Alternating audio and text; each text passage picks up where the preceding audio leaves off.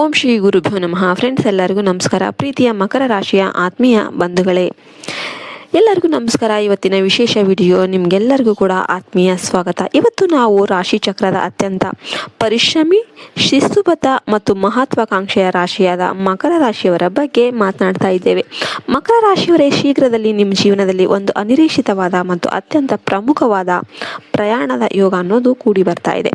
ಈ ಪ್ರಯಾಣ ನಿಮ್ಮ ಬದುಕಲ್ಲಿ ಒಂದು ಹೊಸ ತಿರುವನ್ನು ತರಲಿದ್ದು, ನಿಮ್ಮ ಇಡೀ ಜೀವನದ ದಾರಿಯನ್ನು ಬದಲಾಯಿಸುವಂತಹ ಒಂದು ದೊಡ್ಡ ಮೈಲಿಗಲ್ಲಾಗಿರುತ್ತೆ. ಸಾಮಾನ್ಯವಾಗಿ ನಿಮ್ಮದು ಸದಾ ಕೆಲಸದಲ್ಲೇ ಮುಳುಗಿರುವ ಭಾವನೆಗಳಿಗಿಂತ ಹೆಚ್ಚಾಗಿ ಪ್ರಾಯೋಗಿಕವಾಗಿ ಯೋಚಿಸುವ ಸ್ವಭಾವ.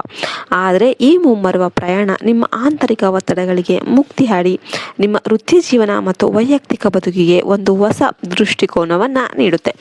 ಈ ಪ್ರಯಾಣದಲ್ಲಿ ನಿಮಗೆ ಎದುರಾಗುವ ಒಂದು ಅನಿರೀಕ್ಷಿತ ಪರಿಚಯ ನಿಮ್ಮ ಬದುಕಲ್ಲಿ ಹೇಗೆ ಹೊಸ ಪವಾಡವನ್ನು ಸೃಷ್ಟಿಸಲಿದೆ ಎಂಬುದನ್ನು ಈ ವಿಡಿಯೋದಲ್ಲಿ ಸಂಪೂರ್ಣವಾಗಿ ತಿಳಿಯೋಣ. ವಿಡಿಯೋವನ್ನು ಎಲ್ಲಿ ಕೂಡ ಸ್ಕಿಪ್ ಮಾಡದೆ ಕೊನೆಯವರೆಗೂ ನೋಡಿ. ಸಾಮಾನ್ಯವಾಗಿ ಮಕರ ರಾಶಿಯವರಿಗೆ ಸುಮ್ಮನೆ ಸಮಯ ವ್ಯರ್ಥ ಮಾಡೋದು ಇಷ್ಟ ಆಗೋದಿಲ್ಲ. ಎಲ್ಲಿ ಹೋದರೂ ಕೂಡ ಅವರಿಂದ ಏನಾದರೂ ಪ್ರಯೋಜನ ಇರಬೇಕು ಅಂತ ಅವರು ಬಯಸ್ತಾರೆ. ಆದರೆ ಈ ಬಾರಿ ನಿಮಗೆ ಒದಗಿ ಬರುವ ಪ್ರಯಾಣ ನೀವು ನಿರೀಕ್ಷಿಸಿದ್ದಕ್ಕಿಂತ ತೀರಾ ಭಿನ್ನವಾದ ಮತ್ತು ಶಾಂತಿಯುತವಾದ ವಾತಾವರಣದಲ್ಲಿ ಇರುತ್ತೆ. ಇದು ಪರ್ವತ ಶ್ರೇಣಿಗಳು, ಪ್ರಕೃತಿಯ ನಿಶ್ಶಬ್ದತೆ ತರುವ ತಾಣ ಅಥವಾ ಮನಸ್ಸಿಗೆ ಅಪಾರ ನೆಮ್ಮದಿ ನೀಡುವ ಒಂದು ದೈವಿಕ ಮತ್ತು ಆಧ್ಯಾತ್ಮಿಕ ಕ್ಷೇತ್ರ ಆಗಿರುವ ಸಾಧ್ಯತೆ ಹೆಚ್ಚಾಗಿರುತ್ತೆ. ನೀವು ಸದಾ ಕಾಡುವ ಕೆಲಸದ ಜವಾಬ್ದಾರಿಗಳಿಂದ ಸ್ವಲ್ಪ ಬ್ರೇಕ್ ತಗೊಂಡು ಮಾನಸಿಕ ರಿಲ್ಯಾಕ್ಸ್ ಆಗೋದಕ್ಕೆ ಅಥವಾ ನಿಮ್ಮ ಭವಿಷ್ಯದ ದೊಡ್ಡ ಉದ್ಯೋಗದ ಯೋಜನೆಯ ನಿಮಿತ್ತ ಈ ಜಾಗಕ್ಕೆ ಪ್ರಯಾಣ ಬೆಳೆಸ್ತೀರಾ.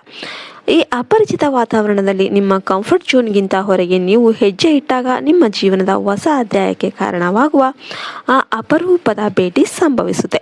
ಆ ಸುಂದರ ಸ್ಥಳದಲ್ಲಿ ನಿಮಗೆ ಒಬ್ಬ ಅತ್ಯಂತ ಪ್ರಬುದ್ಧ, ಗೌರವಾನ್ವಿತ ಮತ್ತು ಪ್ರಭಾವಶಾಲಿ ವ್ಯಕ್ತಿಯ ಪರಿಚಯ ಆಗುತ್ತೆ. ಈ ಪರಿಚಯ ತುಂಬ ಆಕಸ್ಮಿಕವಾಗಿ ಯಾವುದೋ ಒಂದು ಸಣ್ಣ ಸಹಾಯದ ಮೂಲಕ ಅಥವಾ ಜಾಗದ ವಿಷಯಗಳನ್ನು ಹಂಚಿಕೊಳ್ಳುವ ಸಣ್ಣ ಸಂದರ್ಭದ ಮೂಲಕ ತುಂಬ ಸೌಮ್ಯವಾಗಿ ಆರಂಭವಾಗುತ್ತೆ. ಆರಂಭದಲ್ಲಿ ಆ ವ್ಯಕ್ತಿ ನಿಮಗೆ ಸಂಪೂರ್ಣ ಅಪರಿಚಿತರಾಗಿ ಕಂಡರೂ ಕೂಡ ಅವರ ಮಾತುಗಳಲ್ಲಿರುವ ಅನುಭವ, ತೂಕ ಮತ್ತು ಅವರಲ್ಲಿರುವ ಆಕರ್ಷಕ ವ್ಯಕ್ತಿತ್ವ ನಿಮ್ಮನ್ನು ಸೆಳೆಯುತ್ತೆ. ಮಕರ ರಾಶಿಯವರಾದ ನೀವು ಸಾಮಾನ್ಯವಾಗಿ ನಿಮ್ಮ ಭಾವನೆಗಳನ್ನು ಮತ್ತು ಆಲೋಚನೆಗಳನ್ನು ಸುಲಭವಾಗಿ ಯಾರ ಮುಂದೆನೂ ಕೂಡ ಬಿಟ್ಕೊಡೋದಿಲ್ಲ. ಹೀಗಾಗಿ ಮೊದಲ ಭೇಟಿಯಲ್ಲಿ ನಿಮ್ಮ ಮನಸ್ಸಲ್ಲಿ ಒಂದು ಸಣ್ಣ ಹಿಂಜರಿಕೆ, ಗೊಂದಲ ಅಥವಾ ಅನುಮಾನ ಮೂಡೋದು ಸಹಜ. ಆದರೆ ಮಾತು ಮುಂದುವರೆದಂತೆ ನಿಮ್ಮಿಬ್ಬರ ನಡುವೆ ಒಂದು ಸುಂದರವಾದ ಕಂಫರ್ಟ್ ಮತ್ತು ನಂಬಿಕೆ ತಾನಾಗಿಯೇ ಬೆಳೆಯುತ್ತೆ. ಆ ವ್ಯಕ್ತಿಯ ಬುದ್ಧಿವಂತಿಕೆ ಮತ್ತು ಜೀವನವನ್ನು ನೋಡುವ ವಿಶಾಲವಾದ ದೃಷ್ಟಿಕೋನ ನಿಮ್ಮ ಇಡೀ ಆಲೋಚನಾ ಶೈಲಿಗೆ ಹೊಸ ವೇಗವನ್ನು ನೀಡುತ್ತೆ. ನಿಮ್ಮ ವೃತ್ತಿ ಜೀವನದಲ್ಲಿ ದೊಡ್ಡ ಹೆಜ್ಜೆ ಇಡೋದಕ್ಕೆ ಗೊಂದಲದಲ್ಲಿದ್ದರೆ, ಹೊಸ ಹೂಡಿಕೆಗೆ ಸರಿಯಾದ ದಾರಿ ಹುಡುಕ್ತಾ ಇದ್ದರೆ ಅಥವಾ ಸದಾ ಕೆಲಸದ ಒತ್ತಡದಿಂದ ಮಾನಸಿಕ ನೆಮ್ಮದಿ ಕಳೆದುಕೊಂಡಿದ್ರೆ, ಅದಕ್ಕೆ ಬೇಕಾದ ಸರಿಯಾದ ಮಾರ್ಗ ಮತ್ತು ಸಾಂತ್ವನದ ಮಾತುಗಳು ಈ ವ್ಯಕ್ತಿಯ ಮೂಲಕ ನಿಮಗೆ ಸಿಗುತ್ತೆ. ಇಲ್ಲಿಯವರೆಗೆ ನಿಮ್ಮ ಮನಸ್ಸನ್ನು ಕಾಡುತ್ತಿದ್ದ ನಕಾರಾತ್ಮಕ ಆಲೋಚನೆಗಳು ಮತ್ತು ಭವಿಷ್ಯದ ಬಗೆಗಿನ ಅನಗತ್ಯ ಆತಂಕಗಳು ದೂರವಾಗಿ ನಿಮ್ಮಲ್ಲಿ ಒಂದು ಹೊಸ ಎಲ್ಲವೂ ದೂರವಾಗಿ ಸಕಾರಾತ್ಮಕ ಶಕ್ತಿ ತುಂಬಿಕೊಳ್ಳುತ್ತೆ.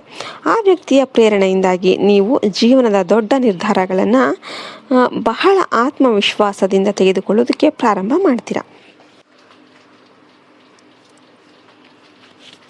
ಈ ಪ್ರವಾಸ ಮುಗಿಸಿ ವಾಪಸ್ ಬರಬೇಕಾದ್ರೆ ನಿಮ್ಮ ಯೋಚನಾ ಶಕ್ತಿ ಇನ್ನಷ್ಟು ಬಲಿಷ್ಠ ಆಗಿರುತ್ತೆ ಮತ್ತು ನಿಮ್ಮ ಆಲೋಚನೆಗಳು ಹೆಚ್ಚು ಗಟ್ಟಿಯಾಗಿರುತ್ತೆ. ಆದರೆ ಮಕರ ರಾಶಿಯವರ ಕಠಿಣ ಸ್ವಭಾವ ಮತ್ತು ಅತಿಯಾದ ಗಂಭೀರತೆಯ ಕಾರಣ ನೀವು ಕೆಲವು ಮುನ್ನೆಚ್ಚರಿಕೆಗಳನ್ನು ವಹಿಸೋದು ಅತ್ಯಗತ್ಯ.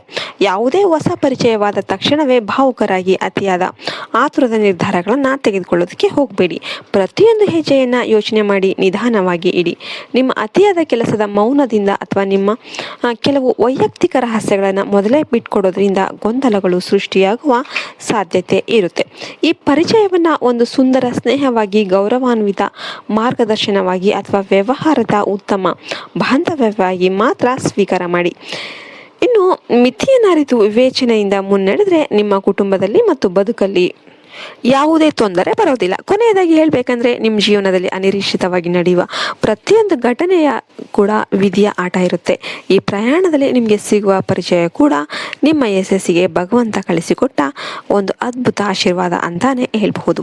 ನೀವು ಒಂಟಿಯಾಗಿದ್ದರೆ ಈ ಪರಿಚಯ ನಿಮ್ಮ ಮುಂದಿನ ಜೀವನ ಸಂಗಾತಿಯ ರೂಪದಲ್ಲೂ ಕೂಡ ಇರಬಹುದು, ಅಥವಾ ನಿಮ್ಮ ಉದ್ಯೋಗ ಕ್ಷೇತ್ರದಲ್ಲಿ ದೊಡ್ಡ ಪ್ರಗತಿ ತಂದುಕೊಡುವ ಪಾಲುದಾರರಾಗಿಯೂ ಕೂಡ, ಬಿಸ್ನೆಸ್ ಪಾರ್ಟ್ನರ್ ಆಗಿಯೂ ಕೂಡ ಬದಲಾಗಬಹುದು. ಒಟ್ಟಿನಲ್ಲಿ ಈ ಪ್ರಯಾಣ ನಿಮ್ಮ ಬದುಕನ್ನು ಒಂದು ಉತ್ತಮ ಮತ್ತು ಉನ್ನತ ಸ್ಥಿತಿಗೆ ಕೊಂಡೊಯ್ಯುವುದಂತೂ ಖಂಡಿತ.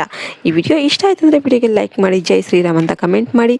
ಮತ್ತೆ ಮುಂದಿನ ವಿಡಿಯೋದಲ್ಲಿ ಸಿಗೋಣ. ಜೈ ಹಿಂದ್, ಜೈ ಭಾರತ್, ಮತ್ತೆ ಹರಿ ಓಂ ತತ್ಸತ್. ಸರ್ವೇ ಜನೋ ಸುಖಿನೋ ಭವಂತು.